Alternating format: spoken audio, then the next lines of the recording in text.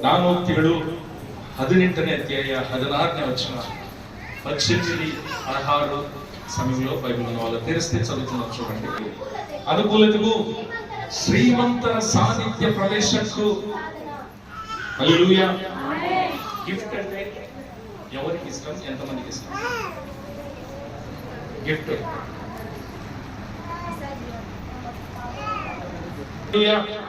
ಬಹುಮಾನ ಕಾಣಿಕೆ ಗಿಫ್ಟ್ ಇದನ್ನ ಕೊಡೋದ್ರಿಂದ ದೊಡ್ಡವರ ಸಂಗಡ ನಾವು ಸೇರಬಹುದು, ದೊಡ್ಡವರ ಸಂಗಡ ನಾವು ಕೂರಬಹುದು. పెద్దలు, శ్రీమంతులు, జ్ఞానులు వీళ్ళ మధ్యలో కూర్చోడానికి బహుమానం అనేది ఒక సాధన. మనం వాళ్ళకి ఏదైనా వాళ్ళకి ఇష్టమైనది ఇస్తే మనల్ని ప్రేమిస్తారు, కూర్చోబెట్టారు. హల్లెలూయా హల్లెలూయా. ఒకరోజు ఒక పాస్టర్ గారిని కలవడానికి ఒక విశ్వాసి పోయినారు. ఆ సమయంలో పాస్టర్ ఉన్నారు, పిలిచినారు, వచ్చినారు, కూర్చున్నారు, ఇద్దరు కాఫీ తాగినారు. ఏమో వాళ్ళ బాధ చెప్పినారు, వాళ్ళ కష్టం చెప్పినారు. సరే ప్రార్థన చేసి పంపించేసారు. ఇంకొకసారి ఇంకొక మనిషి పాస్టర్ చూడడానికి పాస్టర్ ఇంటికి పోయినాడు. పాస్టర్ లేడీ ఆయన చాలాసేపు ఎదురు చూసినాడు, పాస్టర్ రాలేదు. తర్వాత పాస్టర్ ఫోన్ చేసినాడు, అయ్యా నేను వచ్చి ఇంచుమించు గంట అయిపోయింది, మీకోసం ఎదురు చూస్తున్నాను, మీతో కొంచెం మాట్లాడు. పాస్టర్ అన్నాడు, నేను ఏదో మీటింగ్లో ఉన్నాను, నేను వచ్చేది చాలా లేట్ అయింది. ఈ మనిషి అన్నాడు, పర్లేదు, నేను ఎంత లేట్ అయినా పర్లేదు సార్, ఇప్పుడు మీతో నేను మాట్లాడాలి, మీరు రండి సార్. ఇంచుమించు రాత్రి అయిపోయింది. ఆ సమయానికి పాస్టర్ వచ్చినాడు, చూస్తే ఎదురు చూస్తూ ఉన్నాడు, కూర్చోవచ్చు. పాస్టర్ ఆయన చూసి చాలా బాగా అనిపించి ఆయన లోపలికి తీసుకెళ్ళి తనతో పాటు భోజనాన్ని కూర్చోబెట్టాను. భోజనం చేసుకున్నాను. తర్వాత సమాధానంగా చెట్టు కింద చైర్లు వేసుకొని కూర్చొని చెప్తున్నాను. హల్లెలూయా హల్లెలూయా హల్లెలూయా. నువ్వు వస్తూనే పాస్టర్ దొరికిండు, టీతో అయిపోయాయి, ఒక్క టీతో అయిపోయా. నువ్వు పాస్టర్ కోసం చాలా ఎదురు చూసినావు, చాలాసేపు ఎదురు చూసినావు. ఏమైంది? ఆయనతో పాటు కూర్చొని భోజనం చేసి ఆజ్ఞ దొరికింది. సమాధానంగా కూర్చొని నీ కష్టం మొత్తం ఆయన చెప్తే ఆయన అంతా విని దాని కొరకై ప్రార్థన చేసి సమాధానపరిచి ఓదార్చాడు. నీ మనసుకు, నీ గుండెకి ఎంత ఇదేంటంటే నా కష్టం మొత్తం తీరిపోయింది, ఆ దేవుడితో నేను అన్నీ చెప్పుకున్నాను అనే ఒక ఫీలింగ్, ఒక ధైర్యం, ఒక ఓదార్పు దాని ద్వారా. హల్లెలూయా హల్లెలూయా. దేవుని మహిమ కలుగును గాక. నేను ఎందుకు ఈ మాట్లాడుతున్నానంటే, నువ్వు ఇచ్చే బహుమానం, నువ్వు ఎదురు చూసే బహుమానం, అది నీకు ఏం పెద్దలతో సమానంగా నీకు అవకాశాన్ని దయచేస్తాను. హల్లెలూయా హల్లెలూయా. నేను ఎందుకు విషయం చెప్తున్నానంటే, దేవుడు మన కొరకే బహుమానాన్ని ఇచ్చాడు. నశించిపోతున్న మమ్మల్ని రక్షించడానికి, నరకానికి పాత్రలైన మమ్మల్ని పరలోకానికి చేర్చడానికి ఈ బహుమానాన్ని దేవుడు మనకు దయచేస్తాడు. దేవుడు దానికి వదులుగా మన నుండి కూడా ఒక గిఫ్ట్ అడుగుతుంది. హల్లెలూయా. ఇవ్వడానికి ఎంతమంది సిద్ధం? ఏం గిఫ్ట్ సార్ అది తర్వాత చెప్తాం. కానీ దేవుడు మీ దగ్గర ఒక గిఫ్ట్ అడిగితే మీరు ఇవ్వడానికి సిద్ధమా? సిద్ధం అనే వాళ్ళు చేతులు పరిపూర్ణంగా వెళ్ళాల. మీరు ఇది ఇది ఇవన్నీ నేను ఒప్పుకోను, ఇది మాత్రమే. హల్లెలూయా హల్లెలూయా. ఏం గిఫ్ట్? మీకా చదవండి. మీకా 6ನೇ వచ్చి ಒಳ್ಳೆಯದು ಇಂಥದ್ದೇ ಎಂದು ಯೆಹೋವನು ನಿನಗೆ ತೋರಿಸಿದ್ದಾನಷ್ಟೇ. ನ್ಯಾಯವನ್ನು ಆಚರಿಸುವುದು, ಕರುಣೆಯಲ್ಲಿ ಆಸಕ್ತನಾಗಿರುವುದು, ನಿನ್ನ ದೇವರಿಗೆ ನಮ್ರವಾಗಿ ನಡೆದುಕೊಳ್ಳುವುದು ಇಷ್ಟನ್ನೇ ಹೊರತು ಯೆಹೋವನು ನಿನ್ನಿಂದ ಇನ್ನೇನು ಅಪೇಕ್ಷಿಸುವನು. హల్లెలూయా హల్లెలూయా. దేవరే అయ్యా నీకు ఏమి ఇష్టం? దేవా నీకు ఏ బహుమానం అంటే ఇష్టం? ఏ గిఫ్ట్ అంటే ఇష్టం? మీరు ఏమి తింటారు మీరు చెప్పండి అంటే, అయ్యా నాకు అదేమో. న్యాయమైన ఆచరిసు, కనికరమైన తోరిసు, నమ్రతైన ఈ మూడే ఇష్టం. ఈ మూడే ఇష్టం. ఇప్పుడు చెప్పండి, ఈ గిఫ్ట్ ఇవ్వడానికి ఎంతమంది రెడీ పెట్టండి? చూడు, ఒక్క చేయలేదు. హల్లెలూయా. దేవుని సన్నిధానంలో చేతులు ఎత్తుతున్నారు. జాగ్రత్తగా ఆలోచించండి. దేవుడు చూస్తున్నాడు, దానికి లెక్క అడుగుతాడు నిన్ను. నా ఎదురుగా నువ్వు చేతులు ఎత్తినావు, నా ఎదురుగా ఒప్పుకున్నావు కదా, ఏది? 3 గిఫ్ట్లు ఆయన కావాలంట. ఏంటి? న్యాయమన్న ఆచరిಸುವುದು, కరుణೆಯನ್ನ ತೋರಿಸುವುದು, ನಮ್ರತೆ, ದೀನ ಮನಸ್ಸು, ಇವೇ దేవుడు మనకు అడుగుతున్నాడు. హల్లెలూయా, హల్లెలూయా. దేవునికి మహిమ కలుగును గాక. హలో యేసు మహారాజ్ కి. ఈ మూడు ఆయనలో ఉన్నాయి కాబట్టి, ఈ మూడు లక్షణాలు ఆయనలో ఉన్నాయి కాబట్టి అవి మనతో అడుగుతున్నారు. ఎందుకు? ఒకటి, మొదలనేది న్యాయమని ఆచరిస్తుంది. ఆయనలో న్యాయం ఉంది, ఆయన నమ్మకమైన వాడు, నీతి గలవాడు కనుక మనము కూడా న్యాయంగా నడవాలి, న్యాయంగా బ్రతకాలి. అది ఆశ. హల్లెలూయా, హల్లెలూయా. ಈ ಲೋಕದಲ್ಲಿ ಈಗ ತುಂಬಾ ದೂರ ಆಗಿರೋದು ಏನು ಅಂದ್ರೆ ನ್ಯಾಯ ಒಂದೇ. ಈ ಕಡೆ ಗಮನಿಸಿ ನೋಡಿ, ಬಡವರಿಗೆ ನ್ಯಾಯನೇ ಸಿಗ್ತಾ ಇಲ್ಲ, ದುಡ್ಡಿರೋರಿಗೆ, ಅಧಿಕಾರಸ್ಥರಿಗೆ ನ್ಯಾಯ. ತಪ್ಪು ಮಾಡಿದ್ರು ಸಹ ತಪ್ಪಿಲ್ಲ ಅಂತ ಹೇಳಿ ಪ್ರೂವ್ ಮಾಡ್ಕೊಂಡು ಹೊರಗಡೆ ಬರ್ತಾ ಇದ್ದಾರೆ. ಆದ್ರೆ ಬಡವರು ಮಾತ್ರ ತಪ್ಪು ಮಾಡದಲ್ಲಿದ್ರು ಸಹ ಶಿಕ್ಷೆ ಅನುಭವಿಸ್ತಾರೆ.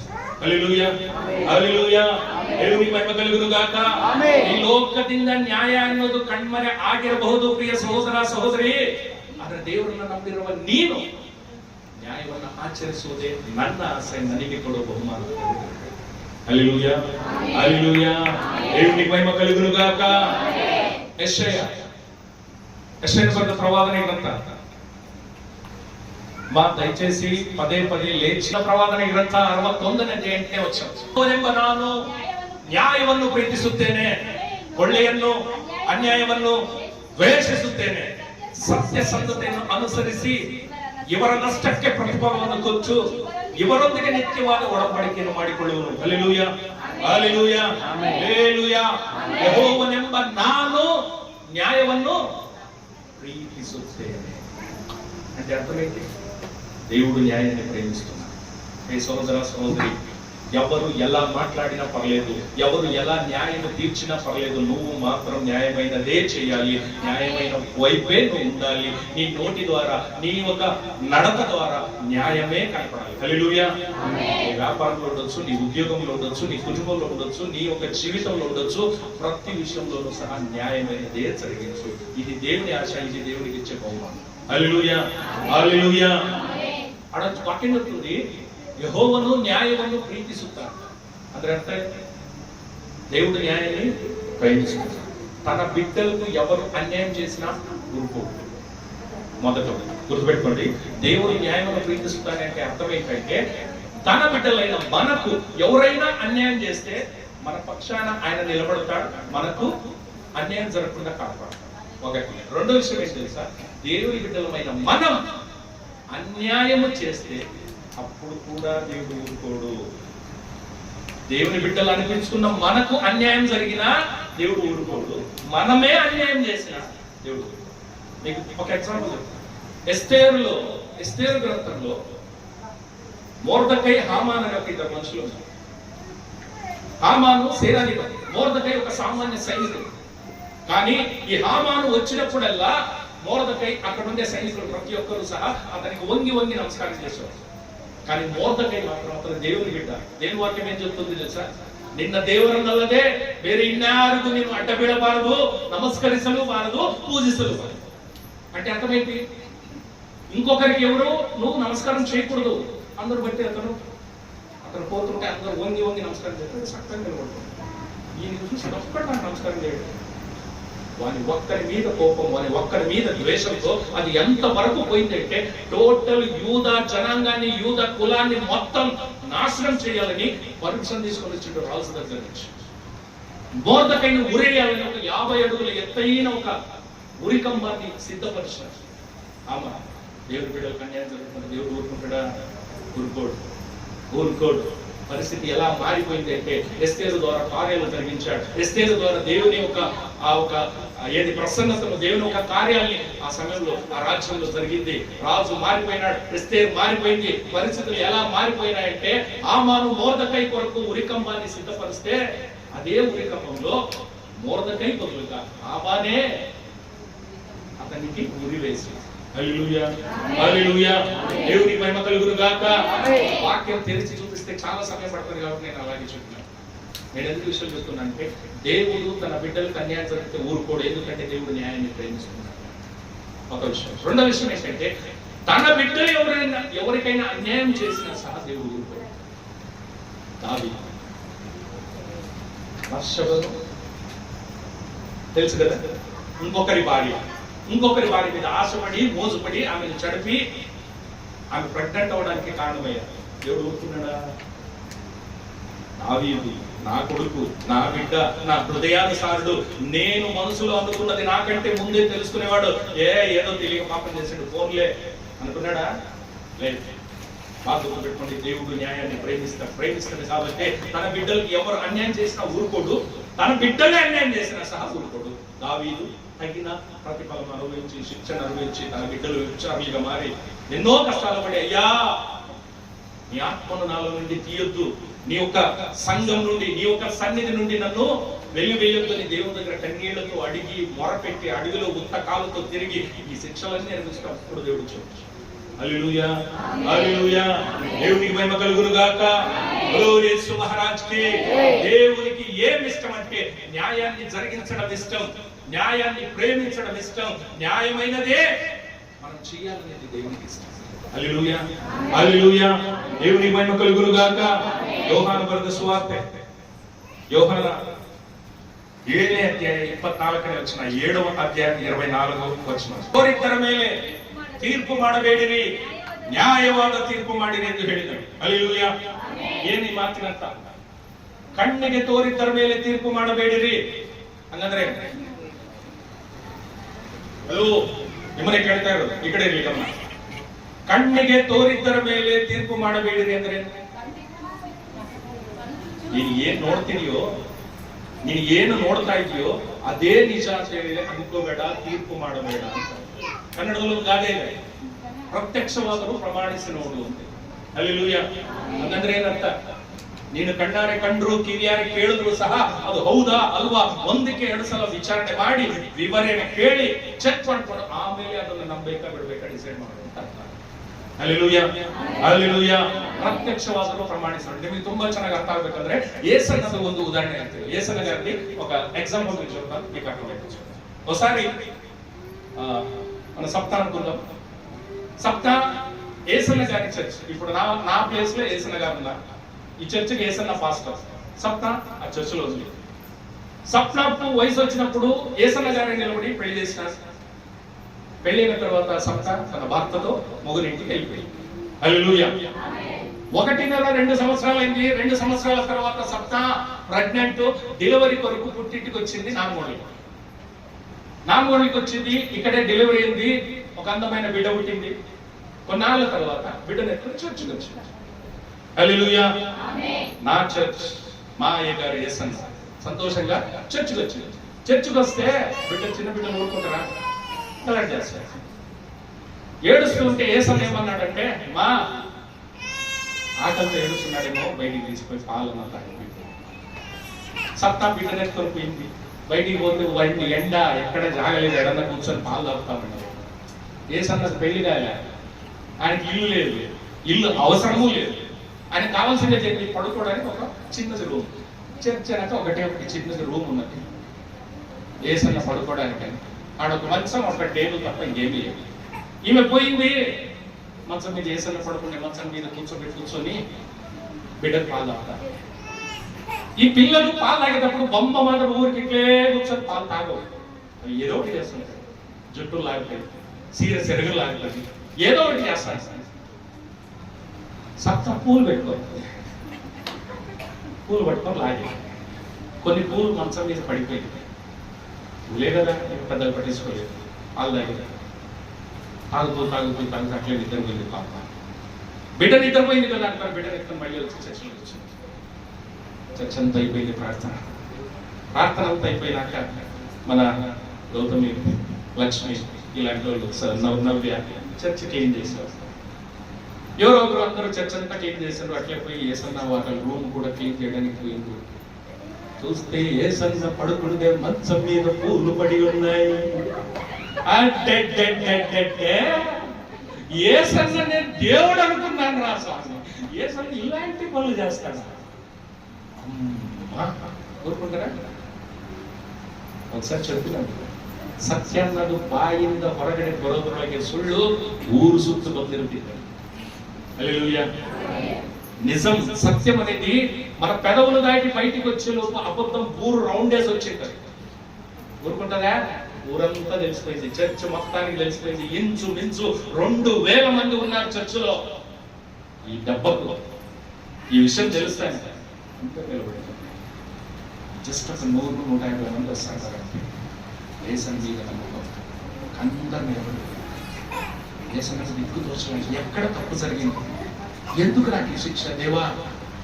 ఇన్నాళ్ళు ఏసన్న దారిలో వస్తుంటే ఎదురుగా చూస్తే అయ్యా వంగి నమస్కారం పెట్టేవాడు, వందనాలు చెప్పేవాడు. రాండయ్యా నీళ్ళు ఎవరు మర్చిలో తాగిపోయి రండయ్యా.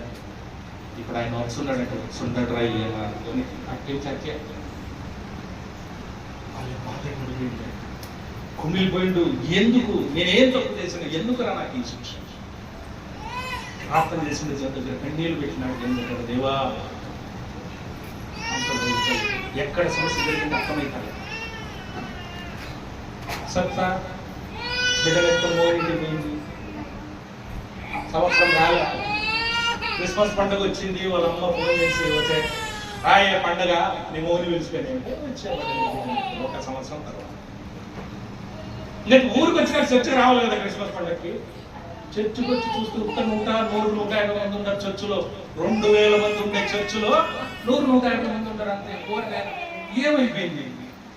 పోయి గౌతమిని అడిగారు, సునీతని అడిగారు, నవ్యాన్ని అడిగారు, లక్ష్మిని అడిగారు. ఏమైంది అంటే నీకు తెలుసా ఏసన్న ఇది పెట్టేటోళ్ళు మేము దేవుడు అనుకున్నాం ఏసైని, ఇదిగో ఇటు పనులన్నీ చేస్తా అంటారు. మాకు తెలియకుండా చర్చ వెనక రూమ్ లో కాపురం పెట్టింది. మేము కళ్ళారు చూసినాం. ఏం చూసారు? పూలు చూసింది అంతే. ఎప్పుడు జరిగింది ఇది? ఒకసారి నువ్వు వచ్చిన చూడు బిడ్డెత్తుకుని ఈ డెలివరీ అప్పుడు జరిగిందంటే సప్తా టక్కని ఫ్లాష్ అయింది. నాదే పని, నా బిడ్డదే పని.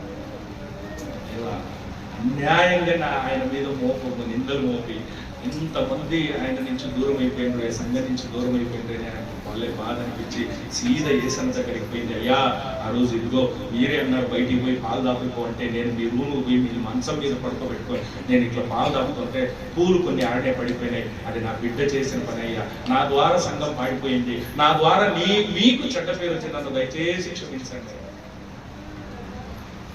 అప్పుడు అర్థమైంది చేసినట్టు ఏం జరిగింది.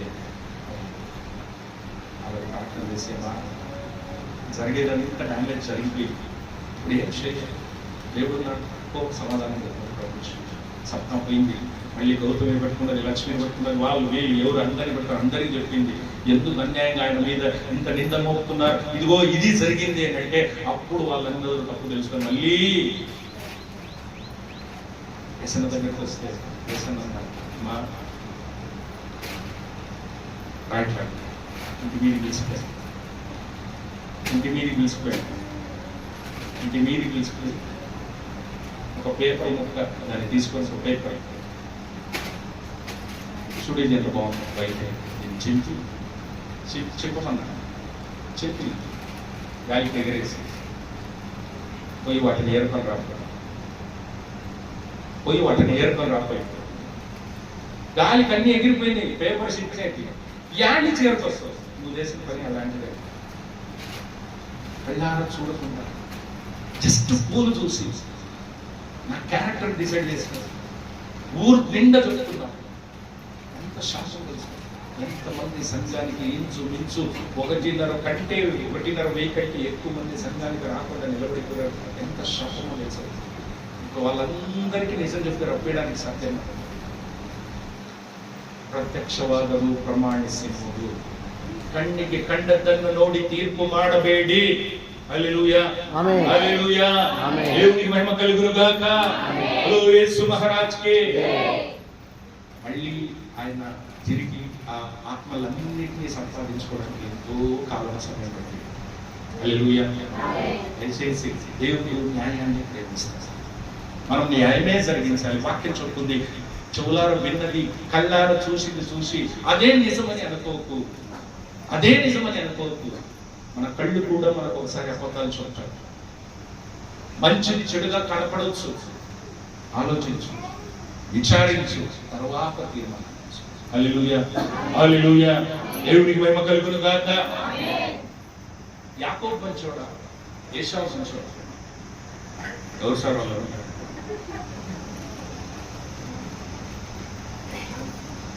ಯಾರು ಯಾಕೋಬ, ಯಾರು ಏಷಾವ್? ಅಬ್ರಹಾಮನ ಮಗ ಇಸಾಕ್, ಇಸಾಕನ ಮಗ ಇಸಾಕನಿಗೆ ಒಬ್ಬರ ಮಗ ಅಲ್ಲ, ಇಬ್ರು ಮಕ್ಕಳು. ದೊಡ್ಡ ಮಗನ ಹೆಸರು ಏಷಾವ್, ಎರಡನೇ ಮಗನ ಹೆಸರು ಯಾಕೋಬ. ಇಬ್ಬರಲ್ಲಿ ಯಾರು ಒಳ್ಳೆಯವರು? ಏಷಾವ್. ಯಾರಂడి? ಯಾಕೆ ಒಳ್ಳೆಯವರು ಏಷಾವ್? ಅದು ಬೇಕಲ್ವಾ? ತಂದೆಗೆ ಇಷ್ಟವಾದ ಮಗ ಒಂದು, ಆಮೇಲೆ ಓಕೆ, ಬೇಟೆಯಾಡ್ಲಿಕ್ಕೆ ನಾನು ನಿನ್ನನ್ನು ಆಶೀರ್ವದಿಸ್ತೀನಿ, ನನಗೆ ಬೇಟೆ ಒಂದು ಸ್ವಲ್ಪ ಕೊಡು ಅಂತ ಹೇಳಿದ್ರೆ ಅವಾಗ ಯಾಕೋಬ್ ಏನ್ ಮಾಡ್ದ? ನನ್ನ ಅಣ್ಣನ ವೇಷ ಹಾಕ್ಸ್ಕೊಂಡು ಅಣ್ಣನ ತರ ಮಾತಾಡಿ ನಾನೇ ಏಷಾವ್ ಅಂತ ಹೇಳಿ ಅಪ್ಪನಿಗೆ ಮೋಸ ಮಾಡಿ ಆಶೀರ್ವಾದ ಪಡ್ಕೊಂಡು, ಅದಕ್ಕೆ ಏಷಾವ್ ಒಳ್ಳೆಯವನು, ಯಾಕೋಬ್ ಕೆಟ್ಟವನು. ಓಕೆ, ಆಮೇಲೆ ಮೇಲ್ನೋಟಕ್ಕೆ ನೋಡಿದ್ರೆ ಎಲ್ಲವೂ ಹಾಗೆ ಅನ್ಸುತ್ತೆ. ಮೇಲ್ನೋಟಕ್ಕೆ ನೋಡಿದ್ರೆ ಎಲ್ಲವೂ ಹಾಗೆ ಅನ್ಸುತ್ತೆ. ಯಾಕೆ ಅಂತ ಹೇಳಿದ್ರೆ ಏಷಾವ್ ಒಳ್ಳೆಯವನು, ಯಾಕೋಬನೇ ಕೆಟ್ಟವನು. ಯಾಕಂದ್ರೆ ಫಸ್ಟ್ ಆಫ್ ಆಲ್ ಯಾಕೋಬ್ ಅಂದ್ರೇನೆ ಮೋಸಗಾರ ಅಂತ ಹೇಳಿ ಅರ್ಥ. ಅವನ ಅಣ್ಣನಿಗೆ ಮೋಸ ಮಾಡ್ದ, ತನ್ನ ಅಪ್ಪನಿಗೆ ಮೋಸ ಮಾಡ್ದ, ಇಬ್ಬರಿಗೂ ಮೋಸ ಮಾಡಿ ಆಶೀರ್ವಾದಗಳನ್ನ ಪಡ್ಕೊಂಡು. ಅದ್ರ ರಿಯಾಲಿಟಿ ಏನ್ ಗೊತ್ತಾ?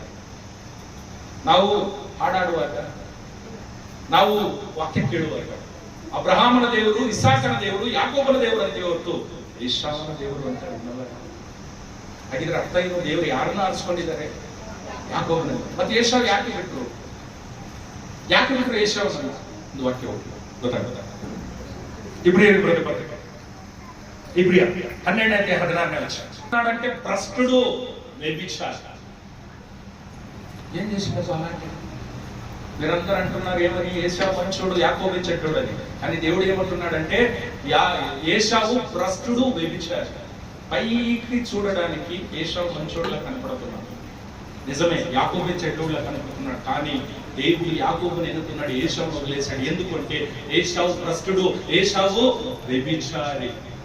అది బైబిల్లో లేదు, అవన్నీ డీటెయిల్స్ లేవు, ఏషావు గురించి డీటెయిల్స్ లేవు. కానీ దేవుడికి ఇవన్నీ తెలుసు కాబట్టి దేవుడికి చాలా స్పష్టంగా, చాలా నేరుగా అంటున్నాడు ఏషావు భ్రష్టుడు, ఏషావు వ్యభిచారి. అలాంటి వాడు సంఘంలో ఉండకుండా జాగ్రత్త పడు అంటున్నాడు. వాడికి అర్థమేంటి? ఇన్నాళ్ళు మనం ఏమనుకుంటున్నాం? యాకోబే మోసగాడు, ఏషావు మంచోడు. తల్లిగారు చెప్పినట్టుగా బైబిల్ కూడా అదే చెప్తుంది. కానీ దేవుడు ఏమంటున్నాడు అంటే ಏಷಾವೇ ಚೆಟ್ಟುಡು. ಹಲ್ಲೆಲೂಯಾ. ಕಣ್ಣಿಗೆ ಕಂಡದ್ದನ್ನ ನೋಡಿ ತೀರ್ಪು ಮಾಡಬೇಡಿರಿ, ಪ್ರತ್ಯಕ್ಷವಾದರೂ ಪ್ರಮಾಣಿಸಿ ನೋಡಿರಿ. Hallelujah, hallelujah. దేవుని మహిమ కలుగును గాక. అపోస్తలుల కృత్యಗಳು, ಅಪೊಸ್ತಲ ಕಾರ್ಯಗಳು 28ನೇ 1ನೇ ವಚನ ಓದಿದಾಗ, ಇದಕ್ಕೆ ಸೇರಿದ ಮೇಲೆ ಆ ದ್ವೀಪದ ಹೆಸರು ಮೆಲೀತೆ ಎಂದು ನಮಗೆ ತಿಳಿದು ಬಂತು. ಅನ್ಯ ಭಾಷೆಯವರಾದ ಆ ದ್ವೀಪದವರು ನಮಗೆ ಮಾಡಿದ ಉಪಕಾರವು ಅಷ್ಟಿಷ್ಟಲ್ಲ, ಮಳೆಯು ಆಗಲೇ ಹೊಯ್ಯುತ್ತಿದ್ದರಿಂದಲೂ ಚಳಿಯಾಗಿರುವುದರಿಂದಲೂ ಅವರು ಬೆಂಕಿಯನ್ನು ಹೊತ್ತಿಸಿ ನಮ್ಮೆಲ್ಲರನ್ನು ಸೇರಿಸಿಕೊಂಡರು. ಪೌಲನು ಒಂದು ಹೊರೆ ಕಟ್ಟಿಗೆಯನ್ನು ಕೂಡಿಸಿ ಬೆಂಕಿಯ ಮೇಲೆ ಹಾಕಲು ಆ ಕಾವಿನ ದೆಸೆಯಿಂದ ಒಂದು ಹಾವು ಹೊರಗೆ ಬಂದು ಅವನ ಕೈಯನ್ನು ಬಿಗಿಯಾಗಿ ಹಿಡಿದುಕೊಂಡಿತು. హల్లెలూయా, హల్లెలూయా. దేవుని మహిమ కలుగును గాక. విషయం చూడండి, దేవుడు పౌలు మనకందరికీ తెలుసు, దేశ విదేశాలు తిరిగి సేవ చేసినాడు. ఒక గ్రామం, ఒక పట్టణం, ఒక నగరం అనేది కాక ఎన్నో ఊర్లు తిరిగి సేవ చేసినాడు. హల్లెలూయా. ఆ విధంగా ఒక ద్వీపానికి పోయినాడు. ఆ ద్వీపం పేరు మెలీతే. ద్వీపం అంటే ఏంటి? ద్వీపాంతరం.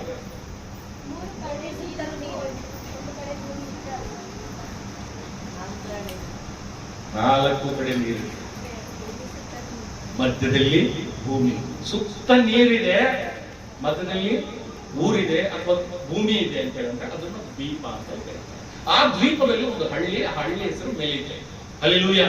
ಅವರು ಟೋಟಲಿ ಅನ್ಯ ಜನಾಂಗದವರು, ಟೋಟಲಿ ದೇವರಿಗೆ ಸಂಬಂಧ ಪಡದ ಜನ. ಈ ಪೌಲನು ಅವರಿಗೆ ಸುವಾರ್ತೆ ಹೇಳಲಿಕ್ಕೆ ಆ ಊರಿಗೆ ಹೋದ.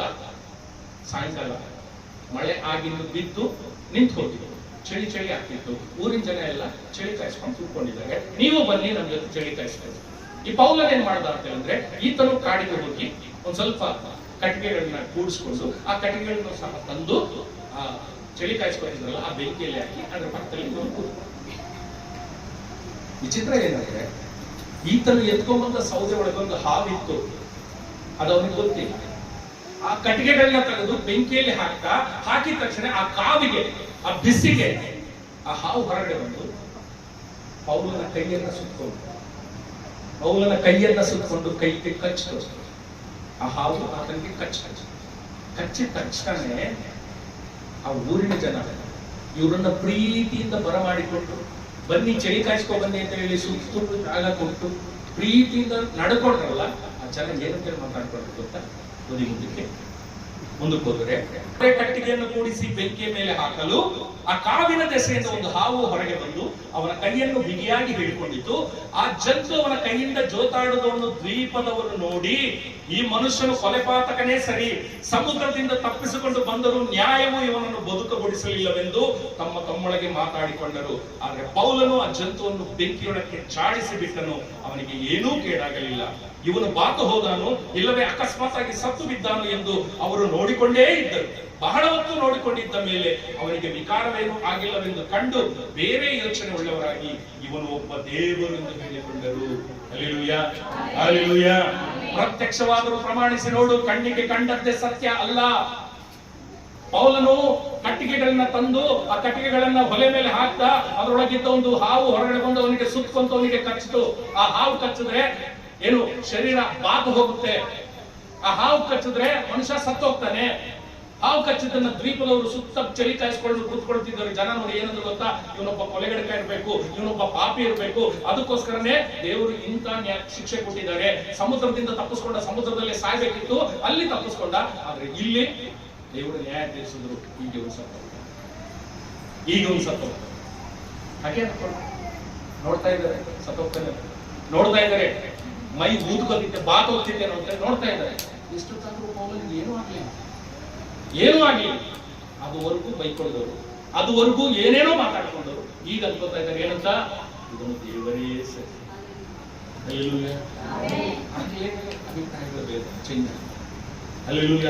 ದೇವರೇನಂತಿದ್ದಾರೆ, ಕಣ್ಣಿಗೆ ಕಂಡದ್ದನ್ನು ನೋಡಿ ತೀರ್ಪು ಮಾಡಬೇಡ.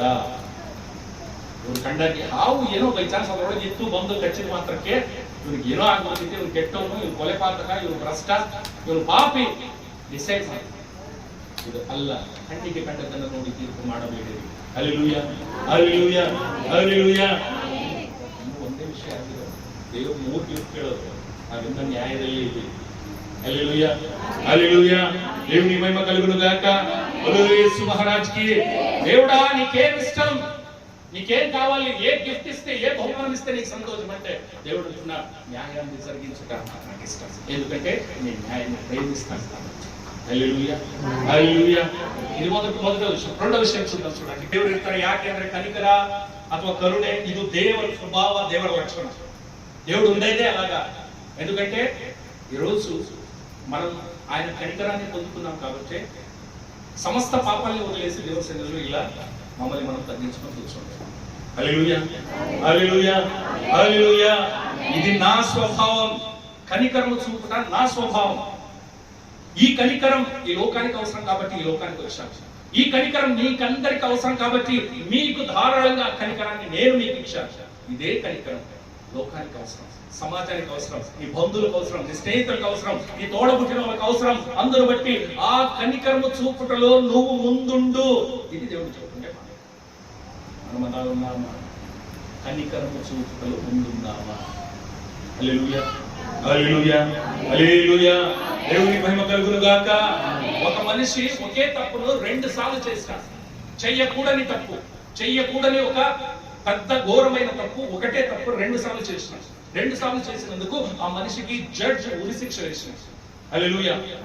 ఒకటే తప్పు 2 సార్లు చేయకూడని పాపాన్ని చేసినందుకు జడ్జ్ అతనికి ఉరిశిక్ష వేస్తే ఆ మనిషి వాళ్ళ అమ్మ, తల్లి, ఆమె పైన ఏది క్షమాభిక్ష జడ్జ్ దగ్గరికి పోయి అడిగింది, అయ్యా నా కొడుకుని కనికరించి వదిలేయండి, అయ్యా నా కొడుకును కనికరించి వదిలేయండి. అందుకని జడ్జ్ అన్నాడమ్మా, నీ కొడుకు, నీ బిడ్డ చెయ్యకూడని నేరాన్ని ఒక్కసారి కాదు 2 సార్లు చేసింది. న్యాయమైంది, న్యాయమైంది. అందుకు అతనికి ఉరి వేసినాం, అందుకు అతనికి ఉరి శిక్ష పడింది. ఇది న్యాయం కాదు, ఇది న్యాయం కాదు అని అన్నందుకు, అవును స్వామి, నా బిడ్డకు న్యాయం జరిగించండి అని నేను అడగడం లేదు, కనికరం చూపండి అని నేను అడుగుతున్నాను. హల్లెలూయా. తల్లి ఏమడుగుతుంది? నా కొడుకు న్యాయం చేయని నేను వాడు చేసిన అన్యాయమే, వానికి న్యాయం చేయడానికి కాదు, వానికి న్యాయం చేయడానికి కాదు, కానీ కనికరం చూపండి అని అడుగుతున్నాను. తల్లి అడిగేది చూసి చర్చ్ కనికరం పొందిన వాడే అతన్ని వదిలేసినాడు అని మనం చూస్తున్నాం. హల్లెలూయా, హల్లెలూయా, హల్లెలూయా. కనికరం కలిగిన వాడు ధన్యుడు, కనికరం పొందుతాడు. హల్లెలూయా. నువ్వు కనికరం పొందుకోవాలా? ముందు నువ్వు కనికరం చూపు. ఎవరైతే కనికరం చూపిస్తారో వాళ్ళే శ్రేష్ఠులు, వాళ్ళే ధన్యులు. అమెరికాలో మోస్ట్ వాంటెడ్ క్రిమినల్ గ్యాంగ్స్టర్, పెద్ద రౌడీ షీటర్, అతని పేరు కాయిన్, ముందుకు ఇంకోటి ఏదో ఉంది. ఎన్నో హత్యలు చేశారు, ఎన్నో నేరాలు ఘోరాలు, ఎంతో ఆడవాళ్ళ జీవితాన్ని పాడు చేసిన అంత మోస్ట్ వాంటెడ్ క్రిమినల్ ఒక సమయం. కానీ దేవుడు అతనితో మాట్లాడాడు, దేవుడు అతన్ని మార్చినాడు. మార్చిన తర్వాత కూడా ప్రపంచం అతని మంచి మనిషిగా స్వీకరించడానికి మనకేం చేసింది? వారి పాతయే గుర్తు చేసుకున్నది, కానీ నేను ఇప్పుడు మారిపోయినాను, నా జీవితం మారిపోయినట్టు ఎవరు. అతను చనిపోయిన తర్వాత అతని సమాధిలో ఒక మాట రాపించుకున్నాడు, my life is Jesus mercy.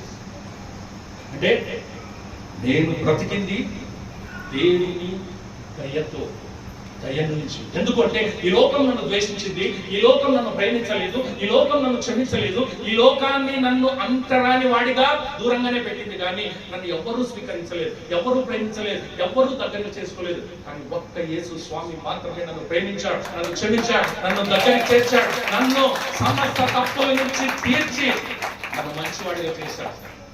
ఆ బ్రతుకు నేను ఎప్పుడూ చచ్చిపోవాల్సింది, కానీ నేను ఇన్నాళ్ళు బ్రతికి సచ్చానంటే అది దేవుని కృప, దేవుని యొక్క కరుణ, దేవుని యొక్క దయ అని తన సమాధి మీద రాపించుకున్నాడు. హల్లెలూయా, హల్లెలూయా. కరుణ అది దేవుని యొక్క స్వభావం, దేవుని యొక్క లక్షణం. ఆయన అది పొందినాడు కాబట్టి ఆయన బిడ్డల పైన మనం కూడా అది పొందాలి. అది దేవుని ఆశ, దేవుని. హల్లెలూయా, హల్లెలూయా. దేవుని మహిమ కలుగును గాక. బోలో యేసు మహారాజ్కి. ఈ లోకంలో కరుణ ఎవరికైతే అవసరం ఉందో వాళ్ళకి దయచేయండి. కరుణ అంటే ఏంటి అంటే ఆకలితో ఉన్న వాళ్ళకి అన్నం పెట్టడం అది కరుణ చూపించు. హల్లెలూయా, హల్లెలూయా. బట్టలు లేని వాళ్ళకి బట్టలు ఇవ్వడం అది కరుణ. ఎవరికైతే వైద్యం అవసరమో, చికిత్స అవసరమో, ట్రీట్మెంట్ అవసరమో వాళ్ళకి ఇవ్వడం అది కరుణ. అప్పుల్లో ఉన్న వాళ్ళకు సహాయంగా నిలబడడం అది కరుణ.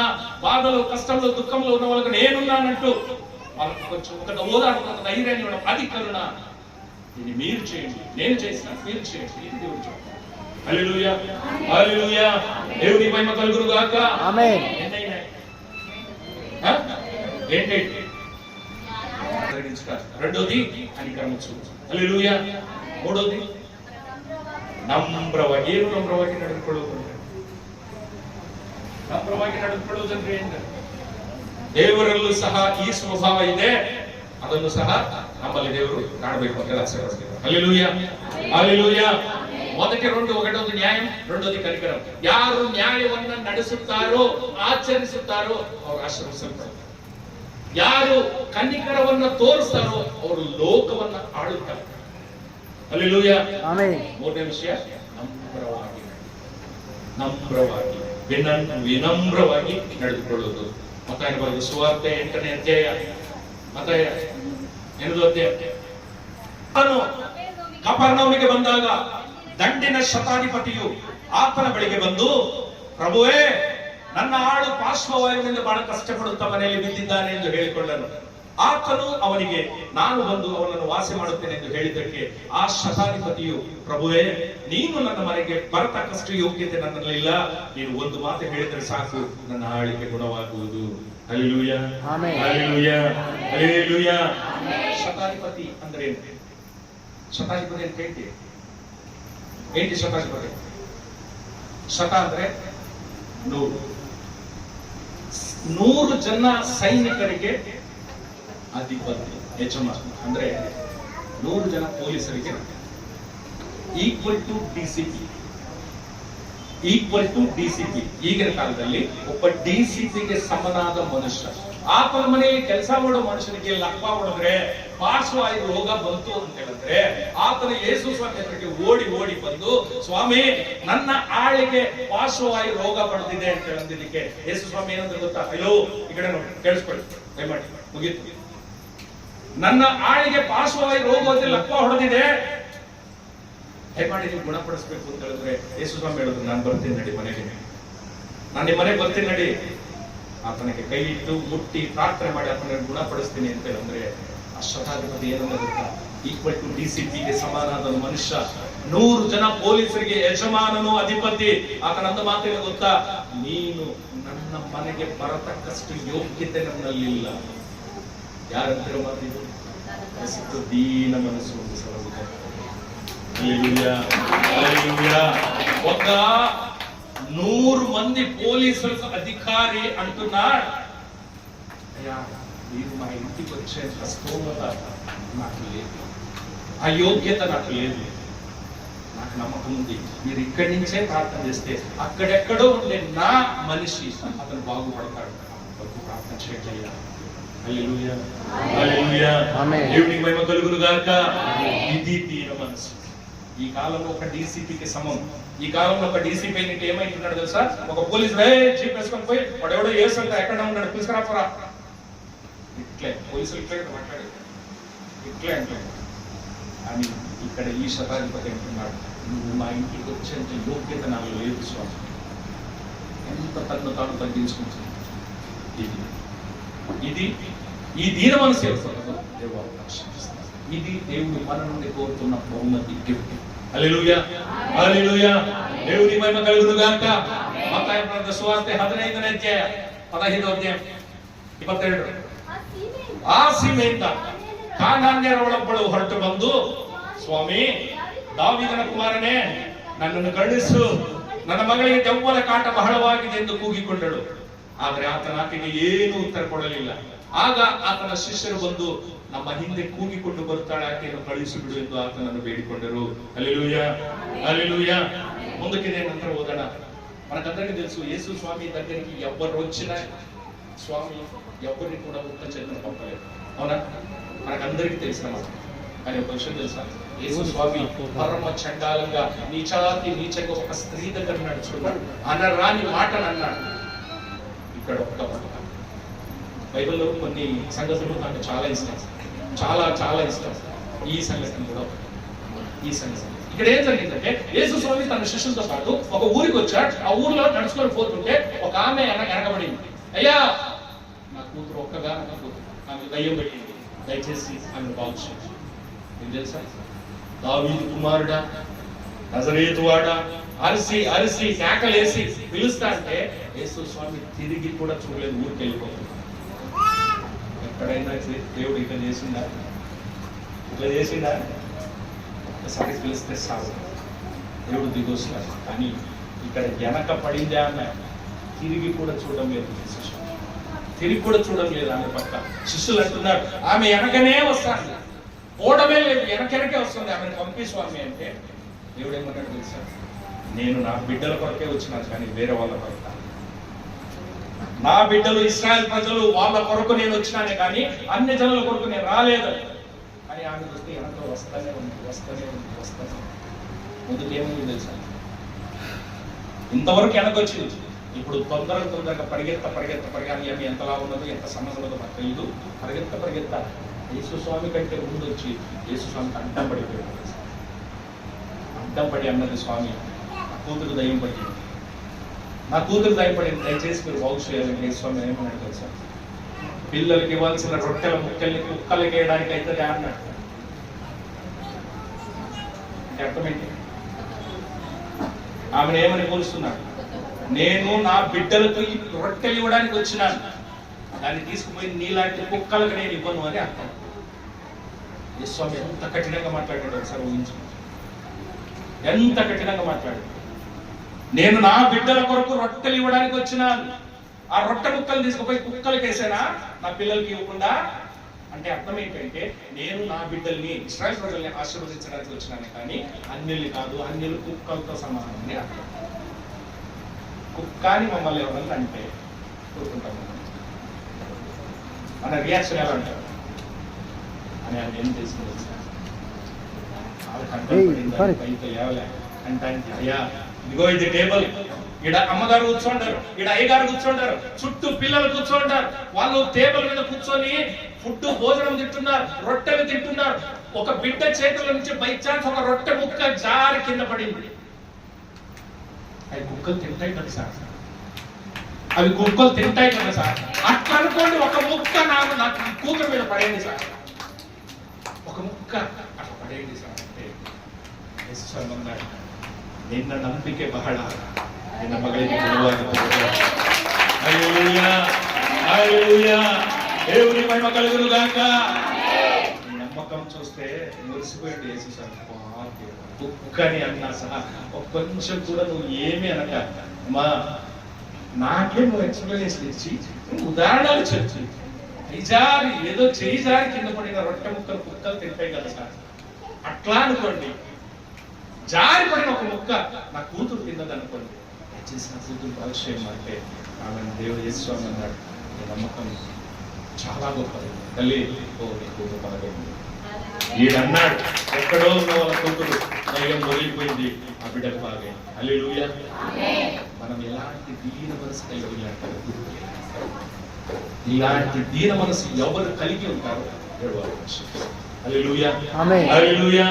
దేవుని మహిమ కలుగును గాక. ఓ యేసు మహారాజ్ కి. నాకు దేవుడు కనిపిస్తాడు, నాతో దేవుడు మాట్లాడతాడు, గొప్ప గొప్ప దర్శనాలు వస్తాయి. నాకు నిలబడి సాక్ష్యం చెప్పి ప్రాధాన్యత ఇవ్వాలంట, ఫస్ట్ ప్రిఫరెన్స్ ఇవ్వాలంట, పాస్టర్ తర్వాత ఆమె పాస్టర్ అంట. అలాంటి ప్రాధాన్యత ఆమెకు ఇవ్వాలంట. అవి ఇవ్వనందుకు మన చర్చకు రాకుండా వేరే చర్చకు పోతానంట. తల్లి ఒక గొప్ప నా తల్లి, నిజంగా నీకు దేవుడే కనపడతాడు, నిజంగా నీతో దేవుడే మాట్లాడతాడు. దేవుడు ఇంత గర్వంగా నడుచుకో, సంఘం వదిలేసి వేరే సంఘానికి పోని పవిత్రాత్మ నీతో మాట్లాడుతుందా? నీకు దయ్యం మాట్లాడిందా, దేవుడు మాట్లాడిందా? ఎవరు మాట్లాడింది? దయ్యానికి దేవునికి వ్యత్యాసం తెలియని నువ్వు ప్రాధాన్యత కోరుతున్నావు. ఏం చెప్తావు? దేవుడు అంటున్నాడు, ఈ మనసు నువ్వు నాకు ఇచ్చిన హల్లెలూయా హల్లెలూయా. యాకోబు రాసిన సువార్త, యాకోబు రాసిన పత్రిక 4వ అధ్యాయం 6వ వచనం ముగిసేయా. హల్లెలూయా. ఎంత మందికి దేవుని కృప కావాలి? ఏంటి కృప అంట? ఏంటి కృప అంట? అర్హత లేని వానికి అర్హతను దయచేయడమే కృప అంట. హల్లెలూయా హల్లెలూయా. దేవునికి మహిమ కలుగును గాక. మనకందరికీ తెలుసు పౌలు, ఇంతవరకు పౌలు గురించి మనం మాట్లాడాం. మీకు తెలుసా, పౌలు గుంటి వారిని లేపాడు, చచ్చిపోయిన వారిని బతికించాడు, ఎంతో మంది కుష్ఠరోగులు బాగు చేశాడు. ఇంకా గొప్ప సంగతి ఏంటంటే, పౌలు నడుచుకొని పోతుంటే అతని నీడ నెరಳು, పౌలన్న నెరಳು ఒక రోగి ಮೇಲೆ ಬಿದ್ದರೆ రోగి ಸ್ವಸ್ಥತೆ ಆಗ್ತಾನೆ. ఇంకా పవర్ ಇತ್ತು పౌలుನಲ್ಲಿ. ಅದರ ಒಂದು ವಿಷಯ ಗೊತ್ತಾ? పౌలుನಲ್ಲಿ ಒಂದು ರೋಗ ಇತ್ತು, పౌలులోనే ఒక రోగం ఉంది. పౌలు ఎప్పుడు దేవుడి దగ్గర ప్రార్థించేవాడు, ఏమని? దేవా, అందరికీ రోగం వస్తే, కష్టం వస్తే, దుఃఖం వస్తే, కాయలాలు వస్తే నా దగ్గరకు వస్తే బాగా చేయమని. నాకే కాయలు ఉంది, నేను ఎవరు చెప్పుకున్నాను సార్, ఈ కాయలు నా నుంచి తీసుకోవాలి. ఇప్పుడు మీరు ఆడోళ్ళు బ్యూటీ పార్లర్కి పోతున్నారు, మీకు బ్యూటీ పార్లర్లో ఉండే మేడము చాలా అందంగా ఉంటే మీకు ఇష్టమవుతుంది. ఎందుకంటే ఇంత అందంగా ఉంటే నన్ను ఇంత అందంగా చేస్తుంది అని. ఆమె సండాలంగా ఉంది, మీరు ఆమె దగ్గరికి పోతారా? మీరు ఆమె దగ్గరికి పోతారా? నువ్వేంత దరిద్రంగా ఉండవు, నేనే ఏదో కొంచెం బాగుండా, నన్ను ఇంకా దరిద్రంగా చేస్తా. తల్లి నీకు అంటాను నాకు, అవునా?